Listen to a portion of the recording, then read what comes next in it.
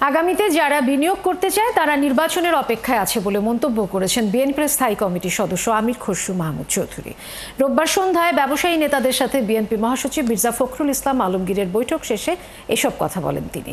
বলেন, অর্থনীতিকে রক্ষা করার জন্য সবাই মিলে কাজ করতে হবে, ভবিষ্যৎ অর্থনীতি বিনিয়োগের সম্ভাবনা রক্ষা করতে হবে উল্লেখ করে আমির খসরু বলেন, এলডিসি উত্তোলন স্থগিত করা প্রয়োজন। এ সময় বিজিএমইএ সভাপতি মাহমুদ হাসান খান বাবু বলেন, এলডিসি উত্তোলন স্থগিত নয়, বরং প্রয়োজন পেছানো। এই মুহূর্তে এলডিসি উত্তোলনের জন্য প্রস্তুত নয় বাংলাদেশ। বৈঠকে 11 জন শীর্ষ ব্যবসায়ী নেতৃবৃন্দ অংশ নেন।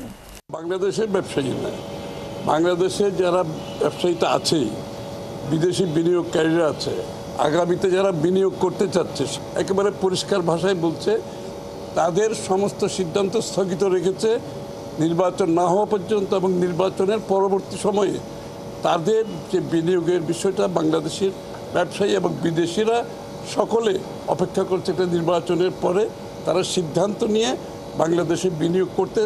অনেকের উৎসাহ আছে, কিন্তু সবাই অপেক্ষা করছে নির্বাচনে।